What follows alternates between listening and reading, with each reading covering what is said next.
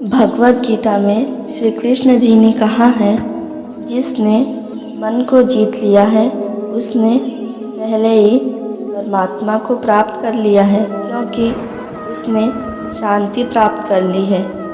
ऐसे मनुष्य के लिए सुख दुख, सर्दी गर्मी और मान अपमान एक से ही है।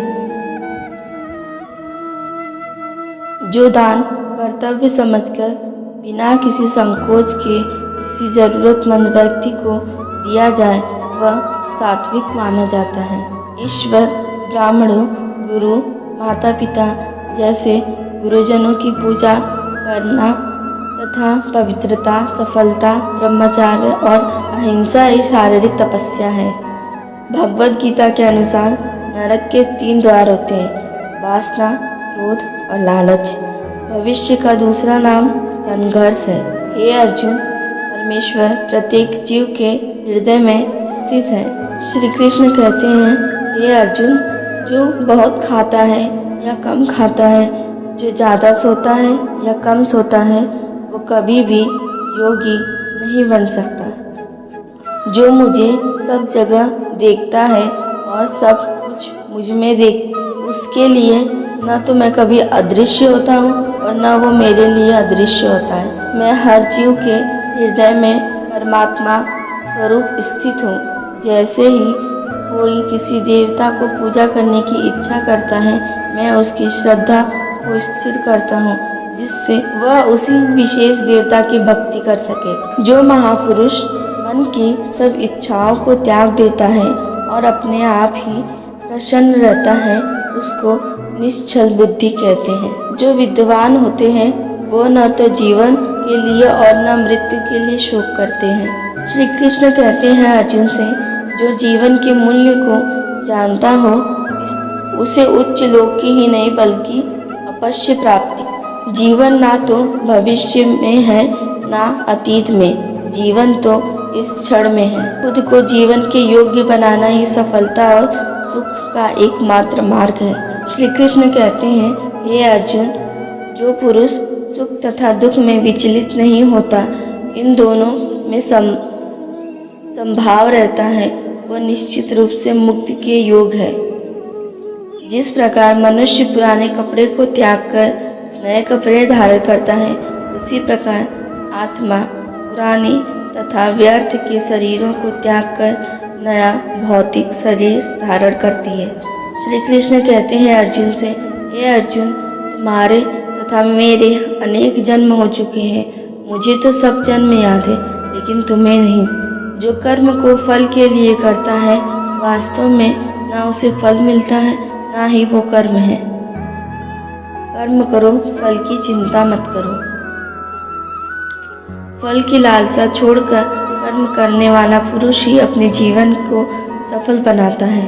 जो मनुष्य कर्म में अकर्म और अकर्म में कर्म देखता है, वह सभी मनुष्यों में बुद्धिमान है और सब प्रकार से कर्मों में प्रवृत्त रहकर भी दिव्य स्थिति में रहता है। गुरु दक्षिणा के बिना प्रार्थी के सब कर्म निष्फल होते हैं। अपने अपने कर्म के गुणों का पालन करते हुए प्रत्येक व्यक्ति सिद्ध हो जाता है। यज्ञ, दान और तपस्या के कर्मों को कभी त्यागना नहीं चाहिए, उन्हें हमेशा संपन्न करना चाहिए। श्री कृष्ण कहते हैं अर्जुन से, जो बुद्धिमान धर्म तथा अधर्म, कार्य तथा अकार्य कर्म में भेद नहीं कर पाती, वह राजा के योग्य है। जो पुरुष न तो कर्म फल की इच्छा करते हैं और न कर्म फलों से घृणा करते हैं, वह सन्यासी जाना जाते हैं। जो मनुष्य अपने कर्म फल प्रति निश्चित है और जो लोग अपने कर्तव्य का पालन करते हैं, वही असली योगी हैं। मनुष्य जो चाहे बन सकता है, अगर विश्वास के साथ इच्छित वस्तु पर लगातार चिंतन करे तो। मेरा तेरा, छोटा बड़ा, अपना पराया मन से मिटा दो, फिर सब तुम्हारा है और तुम सबके हो। जो हुआ वो अच्छा हुआ, जो हो रहा है वो अच्छा हो रहा है, जो होगा वो तो और अच्छा होगा। अगर कोई प्रेम और भक्ति के साथ मुझे पत्र, फूल, फल या जल प्रदान करता है, मैं उसे स्वीकार करता हूँ।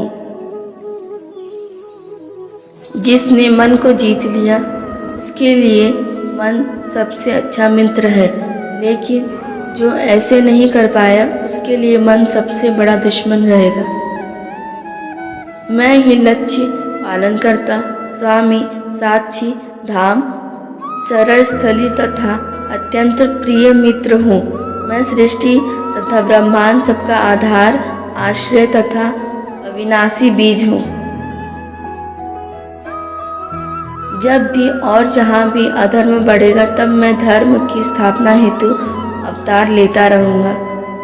भक्तों का उद्धार करने, दुष्टों का विनाश करने तथा धर्म की फिर से स्थापना करने के लिए मैं हर युग में प्रकट हूँ। जो लोग निरंतर भाव से पूजा करते हैं, उनकी जो आवश्यकताएं होती हैं उन्हें मैं पूरा करता हूँ और जो कुछ उनके पास है उसकी रक्षा करता हूँ। श्री कृष्ण कहते हैं अर्जुन से, मैं वह काम हूँ जो धर्म के विरुद्ध नहीं।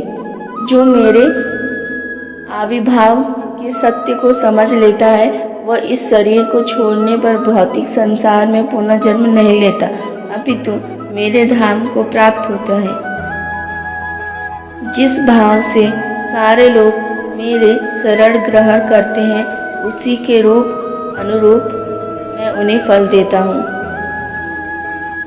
धन और स्त्री सब नाश रूप है, मेरी भक्ति का नाश है। निर्बलता अवश्य ईश्वर देता है, किंतु मर्यादा मनुष्य का मान ही निर्मित करता है। डर धारण करने से भविष्य के दुख का निवारण नहीं होता, डर केवल आने वाले दुख की कल्पना ही है। मैं जल का स्वाद हूँ, सूर्य तथा चंद्रमा का प्रकाश हूँ, वैदिक मंत्रों में ओकर हूँ, आकाश में ध्वनि हूँ तथा मनुष्य में सामर्थ्य हूँ। अनेक जीवन के बाद जिसे सचमुच ज्ञान होता है वह मुझे समस्त कारणों का कारण जानकर शरण में आता है। ऐसा महात्मा अत्यंत दुर्लभ होता है। श्री भगवान होने के नाते मैं जो कुछ भूतकाल में घटित हो चुका है, जो वर्तमान में घटित हो रहा है और जो आगे होने वाला है वह सब कुछ जानता हूँ। मैं समस्त जीवों को भी जानता हूँ, किंतु मुझे कोई नहीं जानता। जो व्यक्ति निरंतर और अविचलित भाव से भगवान के रूप में मेरा शरण करता है वह मुझको अवश्य ही पाल लेता है। जो लोग हृदय को नियंत्रित नहीं करते उनके लिए वह शत्रु के समान काम करता है। जो सब प्राणियों के दुख सुख और अपने दुख सुख को समान समझता है और सबको संभाव से देखता है वही श्रेष्ठ योगी है। क्रोध में भ्रम पैदा होता है, भ्रम से बुद्धि वृद्ध होती है, जब बुद्धि वृद्ध होती है तब तर्क नष्ट हो जाता है, तब जब तर्क नष्ट होता है तब व्यक्ति का पतन हो जाता है। प्रत्येक बुद्धिमान व्यक्ति को क्रोध और लोभ त्याग देना चाहिए, क्योंकि इससे आत्मा का पतन होता है। जिसने जन्म लिया है उसकी मृत्यु निश्चित है और मृत्यु के पश्चात पुनर्जन्म भी निश्चित है।